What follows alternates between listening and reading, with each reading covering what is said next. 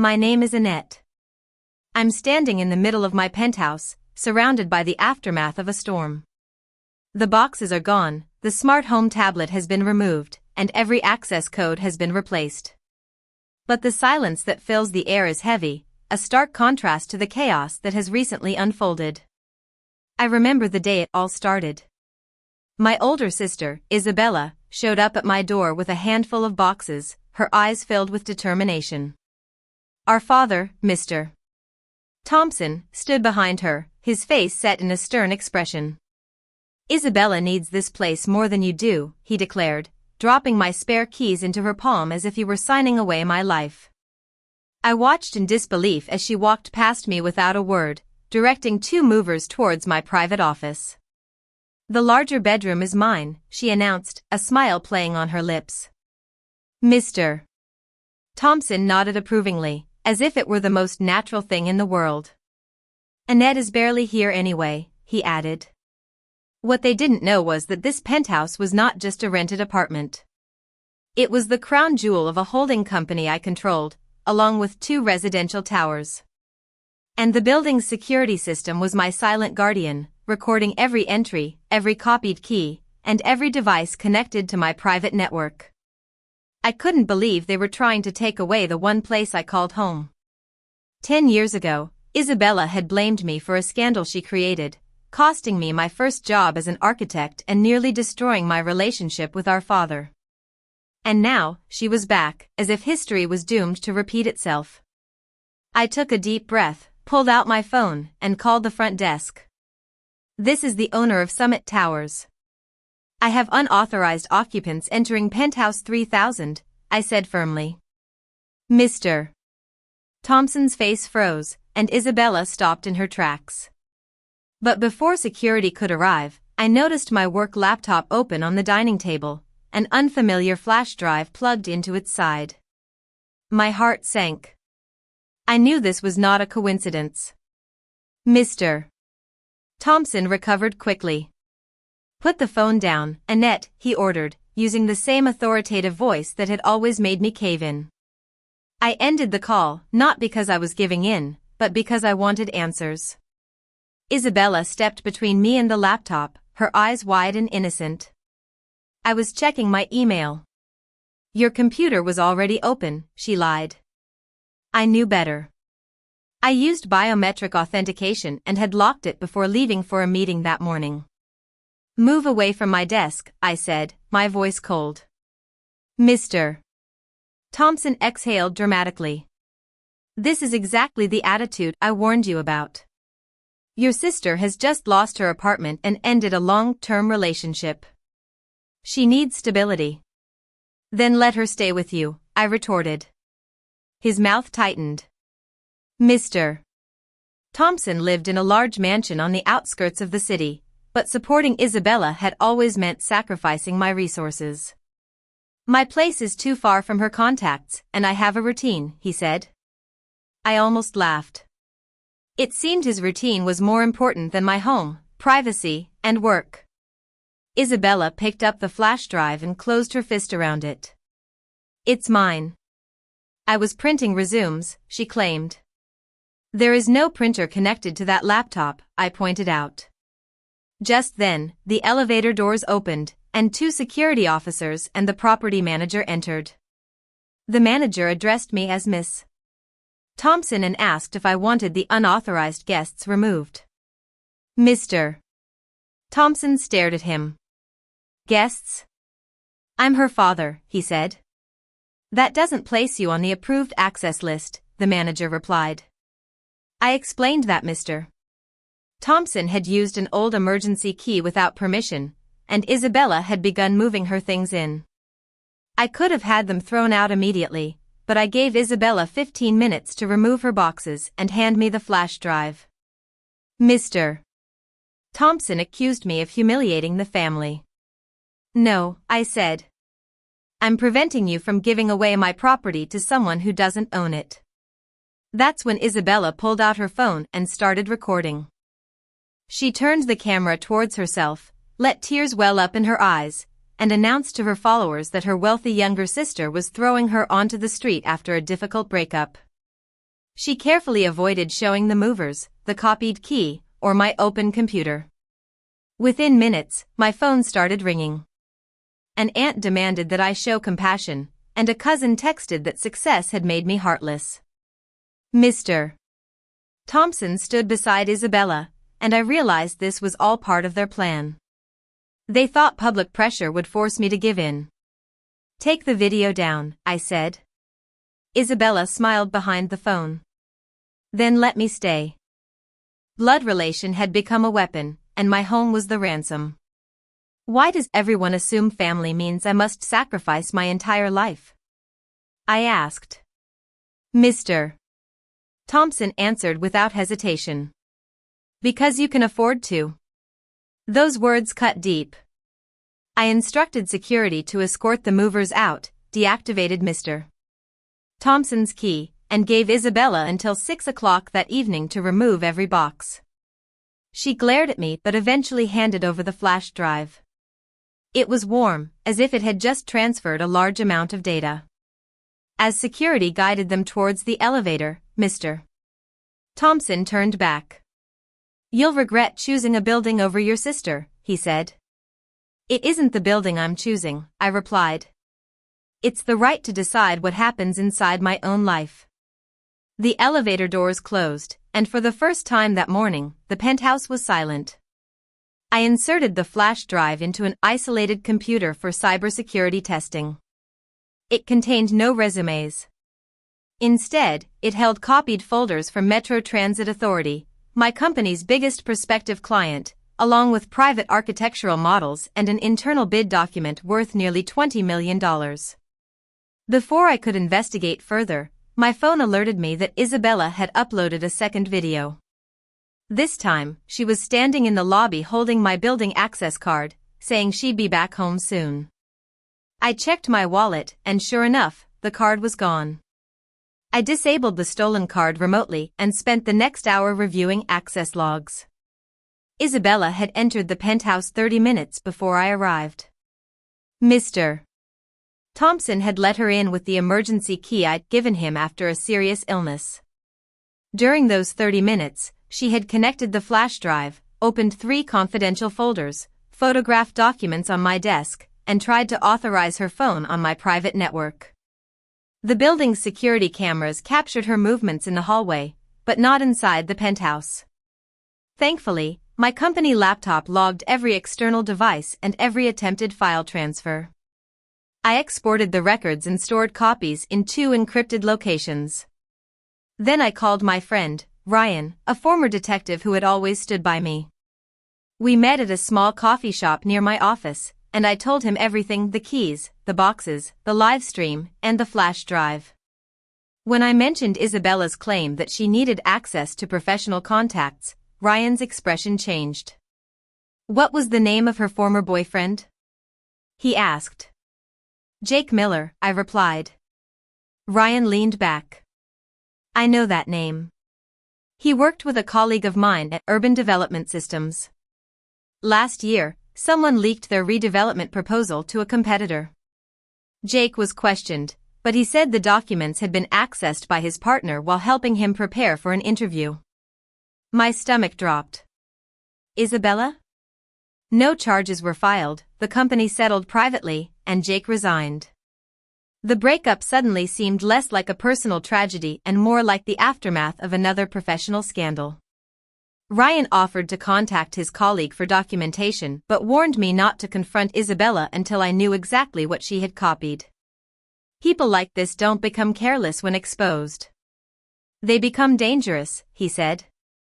That afternoon, Mr. Thompson called twice. I ignored the first call and recorded the second. He accused me of overreacting and insisted Isabella had merely opened the wrong folder. "She told you that?" I asked. "She was confused and upset," he said. "Then why did she bring the drive?" I countered. He hesitated.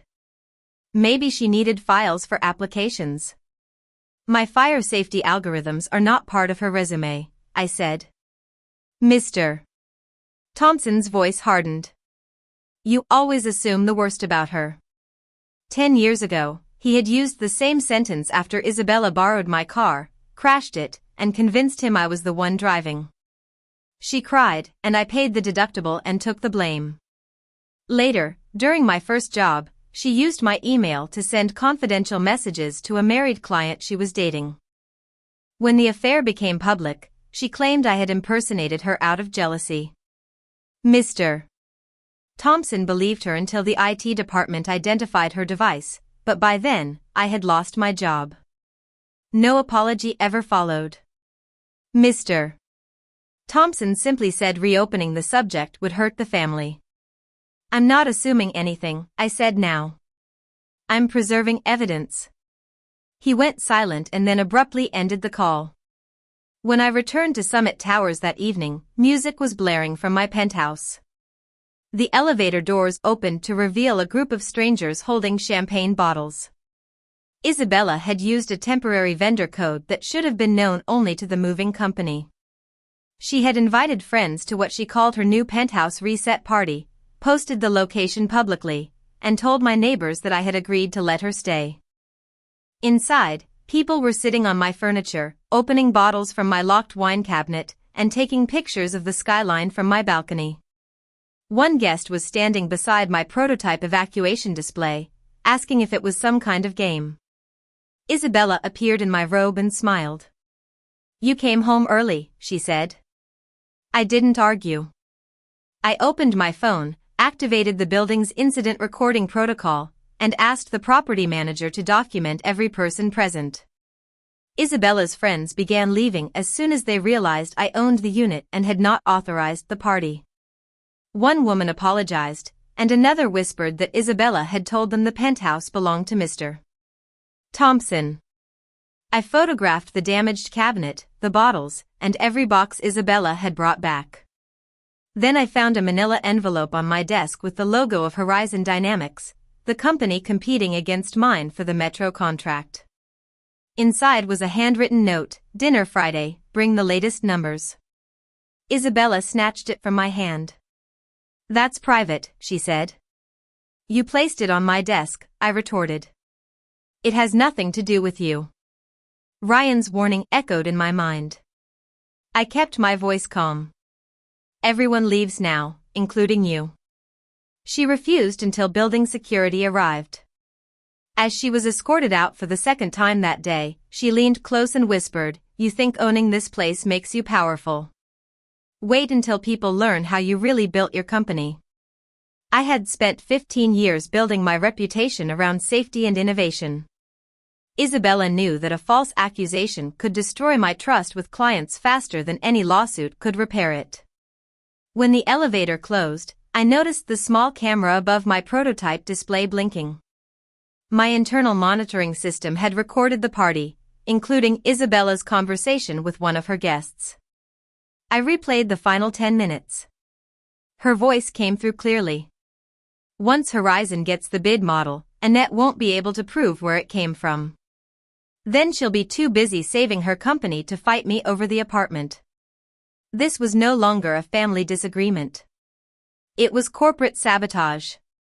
I didn't sleep that night. Instead, I created a timeline using access logs, camera footage, text messages, and the copied files from Isabella's flash drive. At 4 o'clock in the morning, I sent everything to my lawyer, Miss Lewis. By 8 o'clock, she was sitting across from me in a private conference room, her expression serious. She explained that Isabella's actions could involve trespass, theft of trade secrets, unauthorized computer access, attempted commercial interference, and possibly extortion if she used the data to force me into providing housing. Do not threaten her. Do not negotiate alone. Preserve every communication, she advised. She prepared a formal trespass notice for both Isabella and Mr. Thompson, a demand for the return and deletion of all company materials, and an emergency notification to Metro's legal counsel. Telling Metro carried risk. Our bid depended on their confidence in our security controls. And admitting that a relative had accessed preliminary documents could cost us the contract. But hiding it would be worse. I chose disclosure. My company's cybersecurity team confirmed that Isabella had copied partial architectural models but had failed to obtain the encryption key necessary to open the most sensitive simulations. That should have relieved me, but instead, I remembered the first time she had made me carry her guilt. 10 years ago, I was 22 and working as a junior architect in a small firm. Isabella was secretly involved with a married project manager whose company was bidding on a public project. She used my apartment for their meetings and accessed my work email while borrowing my laptop. When suspicious messages were discovered, she told Mr. Thompson I had pursued the man and blamed her because I was jealous. Mr. Thompson arrived at my apartment before sunrise and called me dishonest, unstable, and desperate for attention. I begged Isabella to tell the truth. She stood behind him and cried. For 12 days, I believed my career was over. Only after server records exposed her did the accusations stop. But Mr.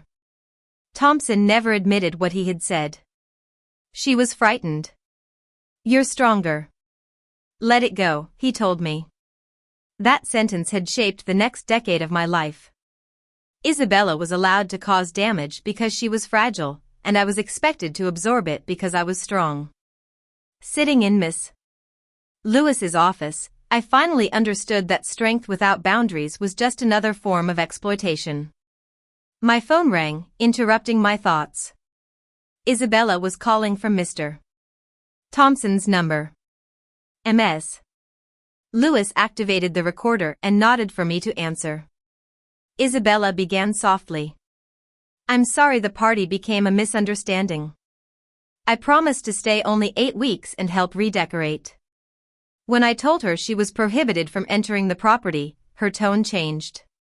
You can't erase me from the family because you're insecure. This is about the Metro files, she said. There was a moment of silence, and then she laughed. I don't know what you're talking about. The computer logs show the transfer. The penthouse recording captured your conversation about Horizon, I said. Mr. Thompson interrupted. You recorded your own sister without telling her? The security system records activity in designated work areas. The notice is posted at the entrance, I replied. He accused me of setting a trap. Isabella began crying and claimed I had deliberately planted documents to frame her.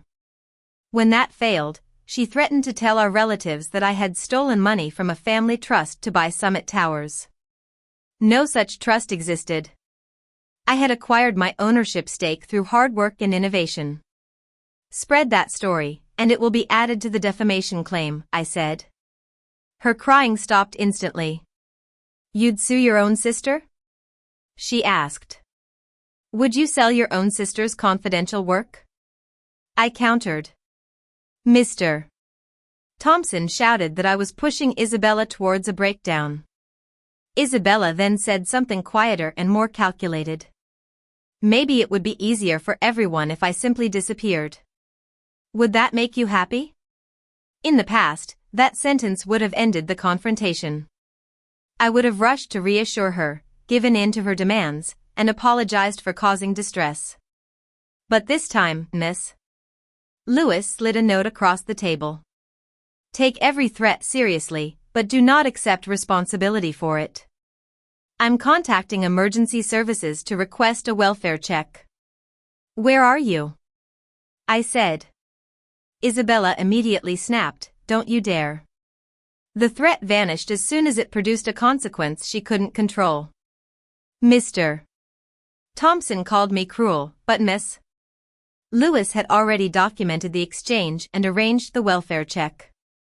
Isabella later told the responding officer that she had never intended to harm herself and had spoken figuratively during a family argument.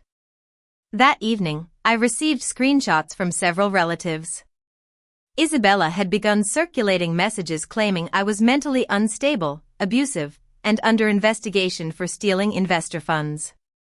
She attached a photograph of an internal company spreadsheet taken inside my penthouse. The document itself proved she had access to my materials. I forwarded every screenshot to Ms. Lewis. Then I sent one message to our extended family group. False statements concerning my company and finances are being preserved for legal review. I will not debate an active security matter in a family chat. Mr. Thompson responded that legal language could not hide what I had become. I almost replied, but a new email arrived from Metro. Their procurement committee had suspended my company's bid pending an investigation into leaked pricing data. Attached to the email was an anonymous allegation stating that my firm had manipulated public safety test results. The accusation included confidential figures only Isabella could have seen. The $20 million contract and the jobs of 50 employees assigned to it were suddenly at risk. The next few days were a blur of voice notes, internal emails, security alerts, and legal notices. I began recording private summaries each night because exhaustion made my memory unreliable. Voice note 1, 11:30 p.m. M. Metro has paused the contract. No layoffs yet. The board wants an independent forensic review. Isabella has blocked me, but Horizon's vice president viewed my professional profile 4 times today. Voice note 2, 1 a.m. M. Cybersecurity traced an anonymous message to a public network near Mr. Thompson's neighborhood. He says Isabella has not been staying with him. He is lying. Voice note 3, 2:15 a.m. M. Someone attempted to reset my corporate email using personal details only family would know. The recovery request used my mother's maiden name and the street where I grew up. Between those notes came internal emails from frightened employees. One project manager asked whether Metro would cancel, and another wanted to know whether their personal information had been compromised. I convened an all-hands meeting and told the truth without going into unnecessary family details. An unauthorized individual has accessed limited bid information. The breach has been contained. Law enforcement and counsel are involved, and no employee will lose a job because of my relative's actions while I still have the ability to prevent it. Saying those words made me realize what Isabella had truly attacked. It wasn't just my reputation or income. She had endangered the livelihoods and well-being of the people who trusted me. My company, SafePath Systems, developed advanced safety guidance technology for high-rise buildings. During emergencies, our system used live sensor data to change illuminated pathways in real time, ensuring the safety of occupants. I had founded the company after surviving a fire in a high-rise building and seeing how inadequate traditional exit